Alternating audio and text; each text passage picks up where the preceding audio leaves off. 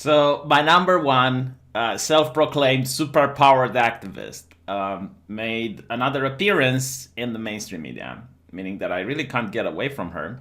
Every time I read the news in order to decide what I put on the channel, there's at least one or two articles about her.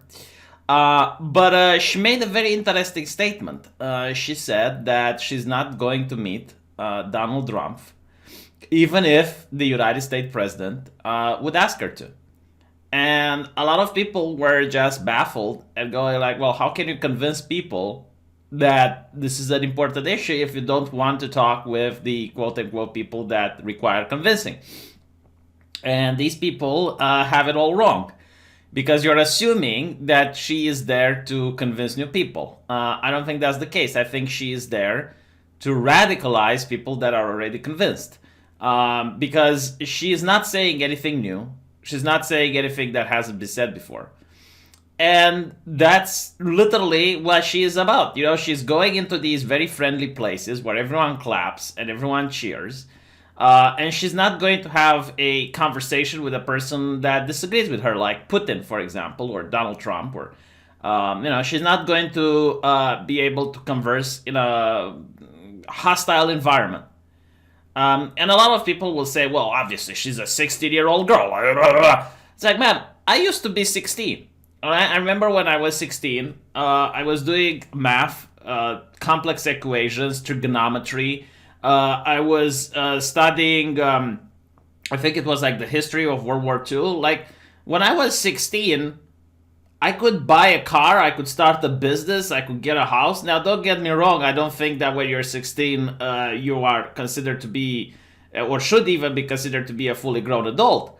But you should be able to at least have a debate with someone on an issue that you consider important, especially when that particular person has been invited to speak at the United Nations, to talk with Obama, to talk with Arnold Schwarzenegger, to talk with different leaders of the world. And every single person from the mainstream media thinks that this 16-year-old is so interesting that it should be brought to my attention every single day. So either you say, well, it's just a 16-year-old girl, and why would you treat her like an adult? In which case, why are you bringing her up in news articles and considering her to be so important? Or you believe that she legitimately has something to say, that she's this wonder child, which has wisdom to share with the rest of humanity. In which case, then yeah, she should be held to the same standard that any activist would be held to. But obviously the real thing is not believing that this is her doing, or anything that happens here is based on her. No, it's the people that are funding her and that are her handlers and the people that write her script. Like every time she's speaking, she's got like a headphone in her ear and stuff like that. So it's the people behind her that are the actual ones that are driving forward the conversation. She is just part of a very modern PR way of doing things, where you push a teenager in order to say things that adults wouldn't have the courage to say. And if you criticize the teenager, then you're a monster, because it's like, oh, why are you picking on children? And if you clap and say, wow, this child is amazing, then everything is fine. You're not like going to be criticized. It's like, why are you listening to children on global economics, right? So she basically said the same thing about not going to China. Like, she's not going to China because she hasn't been invited. China is one of the world's biggest polluters. And she also says that she's not going to talk with Trump, even if Trump would invite her, because I don't understand why I would. I don't see what I could tell him that he hasn't already heard. And I just think it would be a waste of time, really. Well, isn't everything you say something that people already heard? Like, I don't think she came with a single thing that people haven't heard already. Like, the only thing that she says, like, how dare you? It's like, oh, shame on you. And everyone is clapping. And even she looks bewildered in the room, going like, why are you clapping? I'm trying to shame you here. What are you guys doing? But it makes complete sense. Like, she is being portrayed. And this is what I see a lot of the modern left doing. They try to portray themselves as the revolutionaries while there are the establishment. It's just utterly bewildering, right? Like she goes to politicians that already agree with her, and her solution, it's like the left is really great at identifying problems, but their solutions are utter cancer. This is what I noticed. So okay, they point out, all right, the environment is changing. That's horrible. But their solution is give money to the UN in order to fix global temperatures. What? How does that work? Like, let's raise your taxes and give the people in power even more power in order to fix global temperature. But I'm sorry? Did I hear that correctly? Yes, that's pretty much how they're trying. And it's like also this thing that really annoys me, like going vegan. As a doctor, I can tell you, nutrition isn't like math. All right, what works for you isn't going to necessarily work for other people. Like technically, the majority of population might survive on a vegan diet. They're not going to thrive, okay? But most people are going to survive. But there are people who have really negative side effects from having a vegan diet. And when they come out and they say, all right, I can't have this diet anymore, other vegans start shaming them, and they're like, oh, you haven't held the diet properly. And it's like, well, there is a chance that they haven't held the diet properly. But there is also another chance that simply their body isn't adapting to that lifestyle. Like, again, when it comes to nutrition, you can have like a general idea based on it, but every single person is different. This is why, like, for some people, they like pickles and other people utterly hate the concept of pickles, to the point where if you put a pickle on their sandwich, they're not going to eat it, right? Like, when you're talking about diets, every single body is entirely different, which is why when there are dietitians that charge you to go to them, and they will examine your lifestyle, and they will examine, your preferences and your own body, and give you a personalized diet for you. And they make money based on that. Now, again, is a vegan diet something that most people can tolerate? The answer is yes. But there are individuals that legitimately cannot tolerate it. Like, you can go and ask a doctor about patients that he had, and he will tell you that, yes, there are cases that even though they follow the diet, their body is not going to be able to work with it. And there's even YouTubers that used to be vegans, and they come out and they say, like, hell, I knew this girl, which was a complete vegan, except that she still used makeup with animal products. A little bit hypocritical. In Romania, I don't know if you can find makeup that is animal free. But anyway, right, so she went vegan, and she got in a state where if she would climb 2 or 3 stairs, she genuinely, like, was gasping for breath. Like, you think she would die right there and then. And the moment she changed her diet and went back on a normal one, then that's when her health improved. The thing with most vegans that I see, and this is not all, but some of them, which are anti-science, they legitimately do not take into account that humans are omnivores, right? Like, they separate the world into carnivores and herbivores, and they forget, like, the missing link, which is what the pig and the orangutan and the chimpanzee, are like.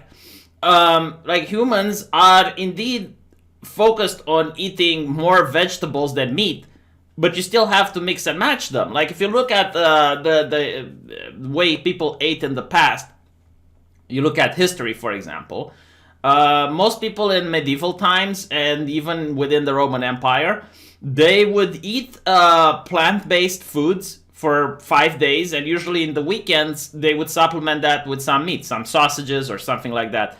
And it's throughout human history, we noticed that, yes, humans ate a lot more vegetables than they ate meat.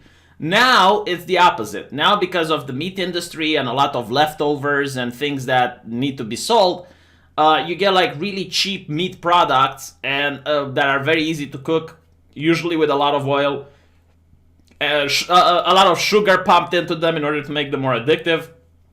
And this is when, you get fat by eating a lot of meat and stuff like that. So, again, like a healthy diet would mean eating a lot of salads, eating a lot of vegetables, but also complementing that with meat. You look at certain populations that live in the Amazonian jungle or in places that it's very difficult to farm, to have livestock. And they either hunt, or if they can't hunt because of particular seasons when there aren't that many animals there, they supplement their meat with insects, with grubs and stuff like that. So again, like you're trying to go way too far from human nature, and it's not like going away from nature isn't possible, but the farther you stray from the path, the more likely it is that it's unnatural and it's not going to actually give you necessarily a better lifestyle. Um, but anyway, right. So with that said, you know, trying. Yeah, I heard like Jeremy Corbyn's brother saying that the climate change activists, they're not trying to control the climate, they're trying to control you. You know, which is quite interesting about this thing, like trying to get people to go vegan, refusing to fly.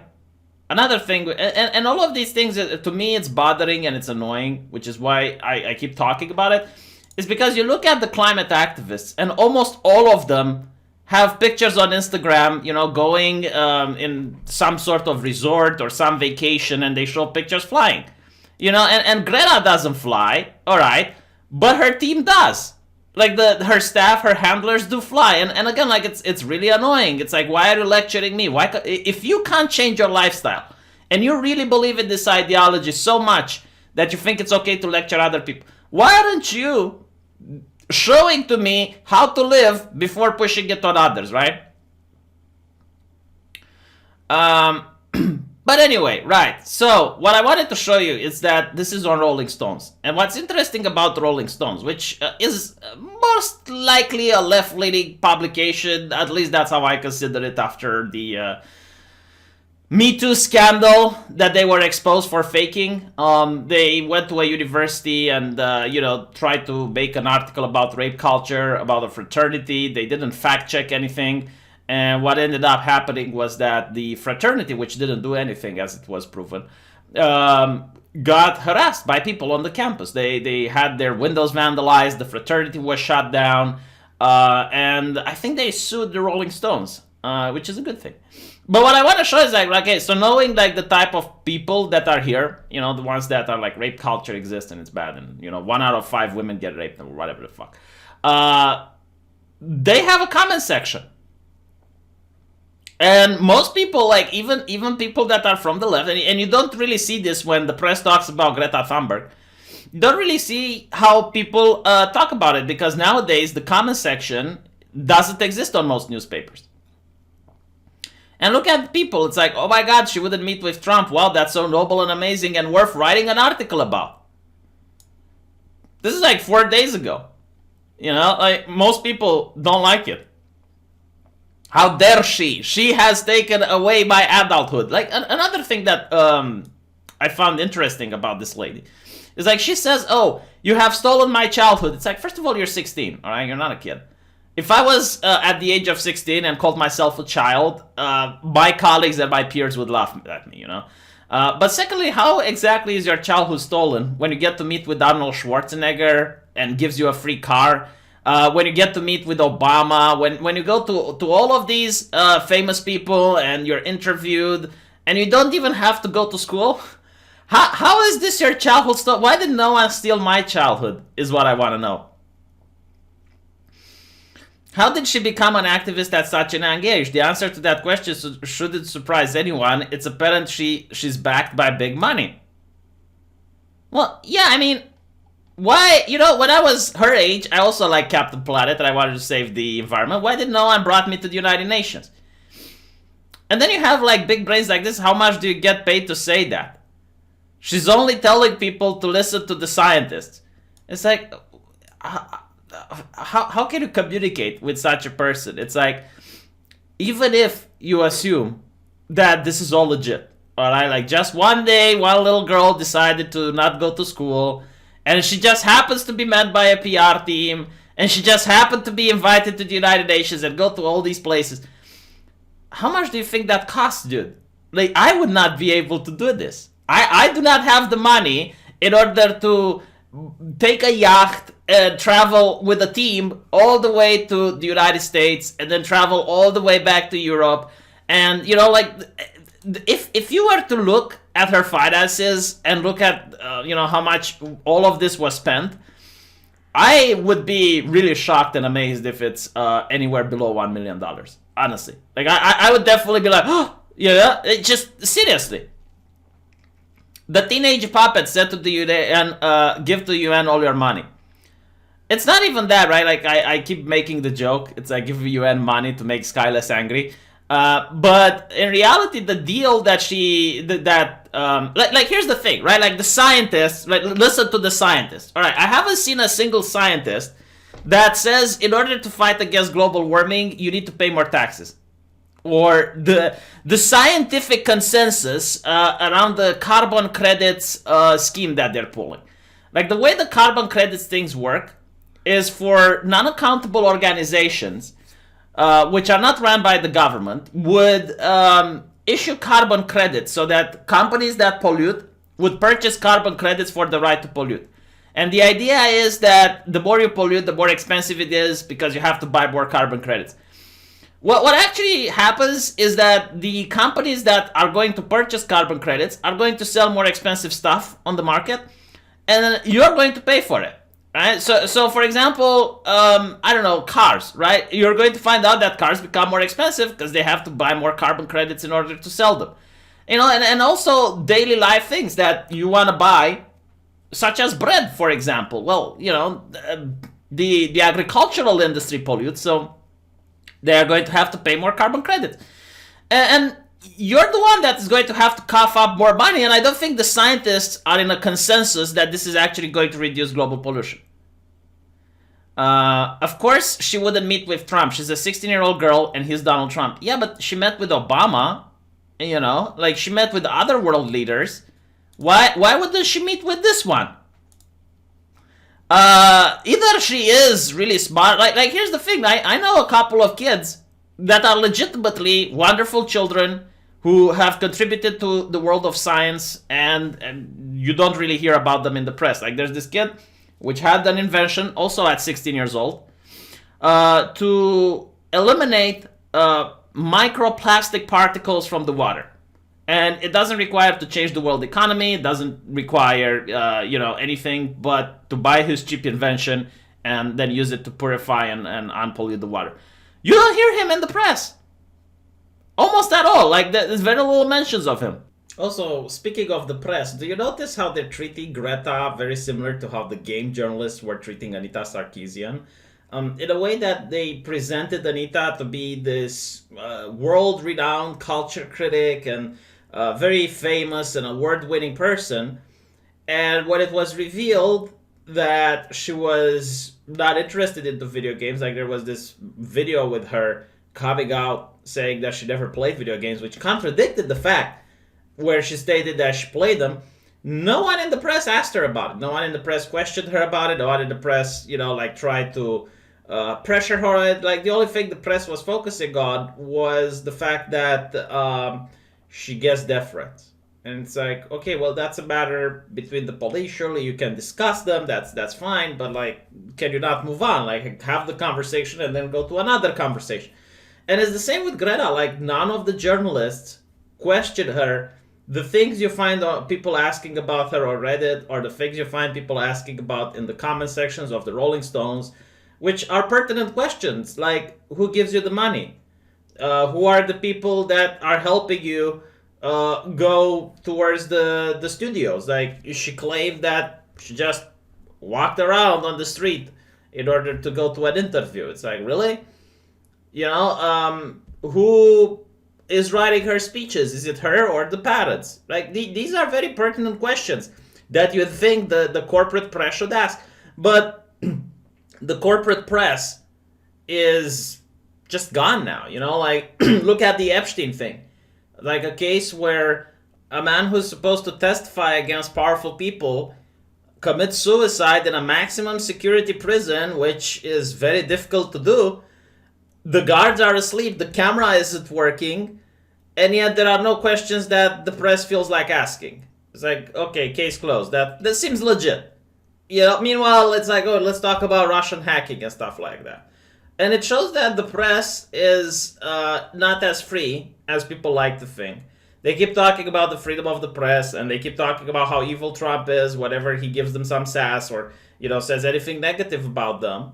While the press is attacking independent content creators like myself, people that back in the day would have just started their own newspaper and have the freedom of the press like everyone else. And they are taking orders from the higher ups. Like if you look at some of the leaks coming out of CNN, some of the leaks coming out of ABC with Project Veritas, which obviously the press doesn't like, you will notice that no, there is no freedom of the press. It's just a corporation that is built on telling people what to think, and it's really scary to be. I mean, maybe it's not scary to other people, but someone like me, which lived in a state where the press was controlled under communism, I can understand why freedom of the press is an important principle, and it's just not just like the law of it, but it's the spirit of it. And I don't see how this corporatization of the press is in the spirit of the free press when a journalist who interviewed Epstein on ABC News 3 years ago was not allowed to publish that interview by her boss. So that's something that is a conversation for another time. Sorry for not making the video properly the first time. Really apologize. There were some editing errors, but hopefully now it's better. Let me know what you think, and I'll see you guys in another video soon.